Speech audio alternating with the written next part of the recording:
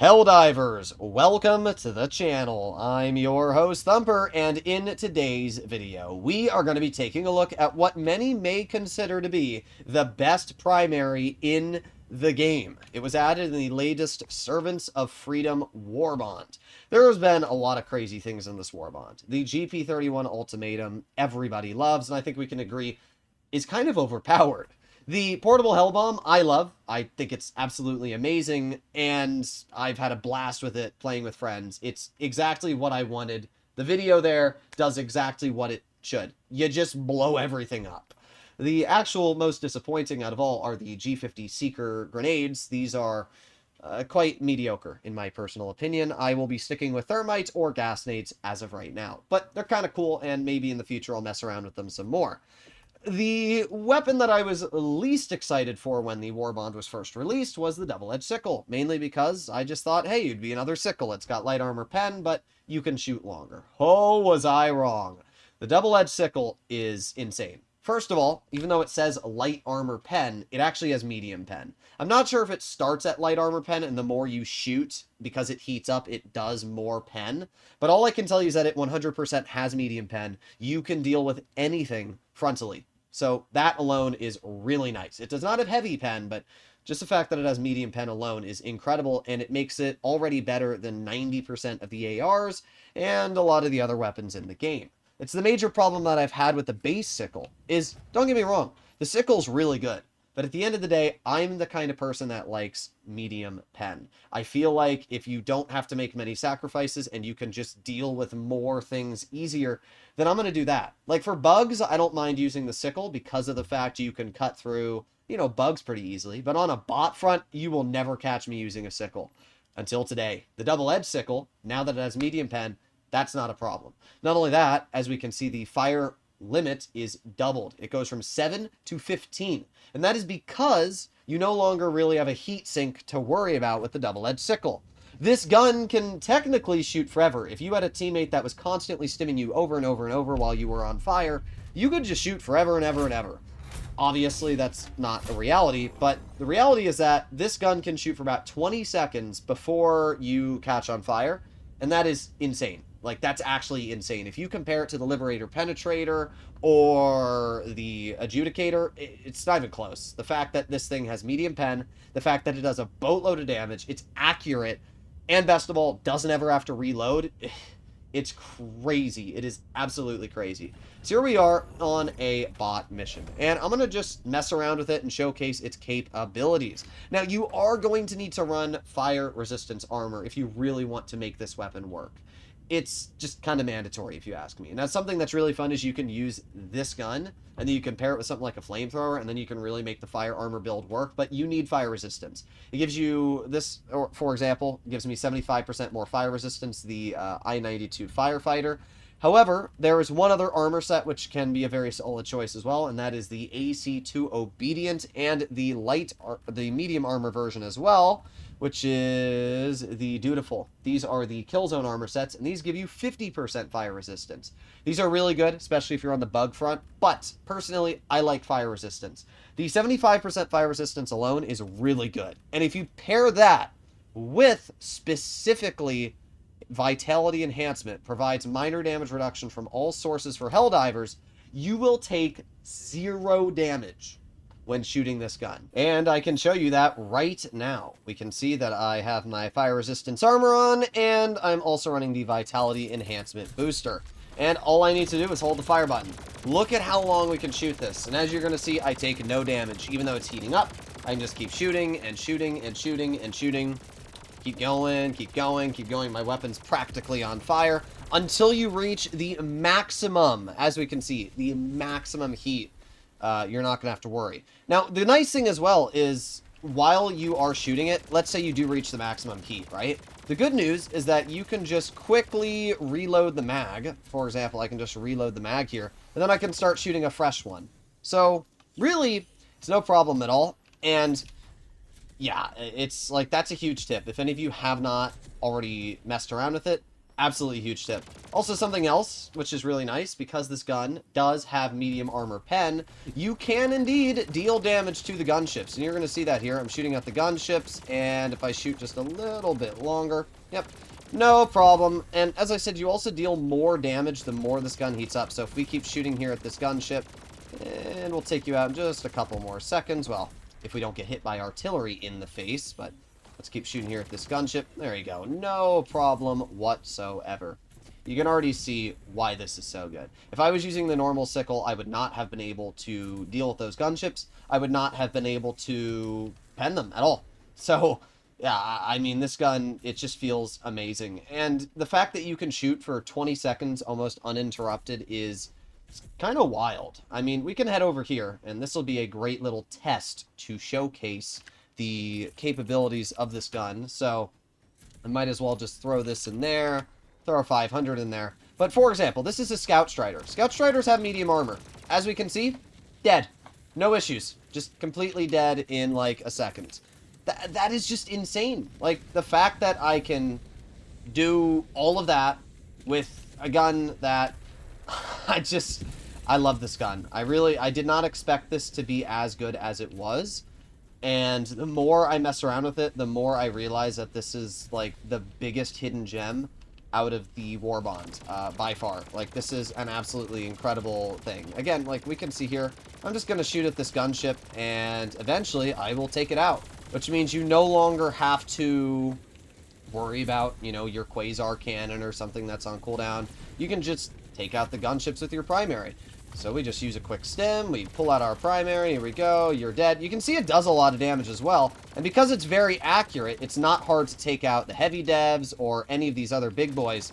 You can just easily take them out. Hit you in the eye, you're dead as well. This thing is great. And as I said, when it's overcharged, because you have a decent amount of mags, you can just get a new mag, put in this gun, and there you go. Everything's dead.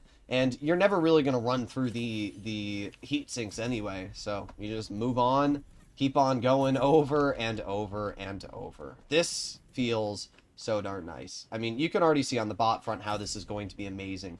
You can basically shoot forever, and by the way, you can literally shoot forever. Like, as I was saying before, if you had somebody that would constantly stim you. So, yeah, as I said, you've got like 20 seconds of shooting. So I can shoot these gunships here as a good example.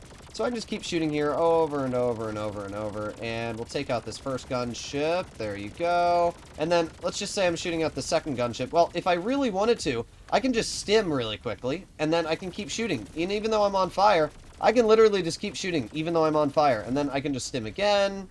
And then keep shooting again.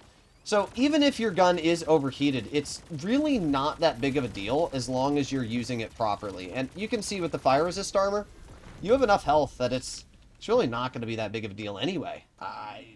Thing just feels great. It really does. I mean, it really does feel amazing. The only gun that I would say that I would possibly run over this on bot missions is like the Purifier. I still love the Purifier, and I think that in certain circumstances, the Purifier is an absolute beast, but oof, yeah, bots.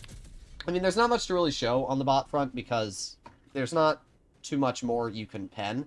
You can very easily hit the weak spots on some of the bots, and when it comes to the bigger guys like the Hulk, you're still going to have something heavy duty to take them out. You cannot pen them frontally. But anything that's medium size, I mean, look at how quick you kill them. That's crazy how quickly I can take out that bot. We got the heavy dev, and just keep shooting at him. There you go, dead. I mean, it's definitely my new favorite weapon that I've had in the game in a while. That's what I'll say. We now arrive to the Illuminate front, because obviously we don't want to just test how this weapon does against the bots. I've also chosen a hot planet so we can see how this gun does on its cooling and everything like that. And yes, your gun obviously heats up faster on a warm planet, and we can see that quite evidently here. It also takes longer to cool down. So would I recommend to run this on a hot planet? It's definitely less effective. You can see how long it takes for this to cool down. Still waiting, still waiting. If you are running fire resist and you have a proper build, it's not going to be too big of a deal, but you're just going to be prepared to be lit on fire a lot more and be prepared to change out mags a lot. But what I wanted to do was showcase this weapon's capability against the Harvester. I think we can all agree on the fact that the Harvester is the big baddie of the Illuminate. And I want to see how this can do on taking out a Harvester. So let's also take you out before you're able to call in a Illuminate drop. Let's run through here, and let's see. Let's start shooting at his joint. Oh, he put a shield up there for a moment. Oh, don't want to get hit by that. Oh, this guy, he's doing some double takes on me. Well, it's actually a pretty nasty Illuminate. All right, here we go. Let's start aiming it on his joint, and keep on shooting, keep on shooting. Let's see how quickly. Wow, that's insane. I did not expect to take out the Harvester that quickly. Maybe it was a fluke. Let's make our way over to the other Harvester on the other side of the map. All right, well, we got another Harvester right in front of us here. I have not damaged this Harvester yet, so we're just going to see exactly how much shooting it takes to kill him. Here we go. Let's start shooting at his joint and keep on going, keep on going. Oh, damaged him a little bit right there. Come on. Yeah, that's actually crazy. By the way, this thing does a great job at not just dealing with Harvesters. It does a great job at dealing with everything. The smaller Illuminate don't really stand a chance. The fact that you can shoot this even on a hot planet for over 15 seconds before it starts to burn you alive, it means that you're really not going to have any issues. It's kind of wild. I did not expect it to kill a Harvester that quick.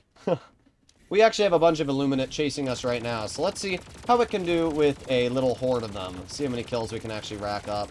4, 6 kills. Here we go. We got a lot more over here.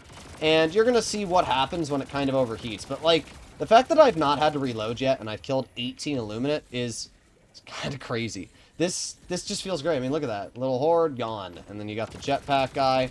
I should mention that this absolutely nukes the Watchers, but this is a great example here of like how even if you're on fire, you can just keep shooting more and more and more, whatever it is, and then before you die, just run and, you know, do whatever you're doing. And then you can kill yourself with this.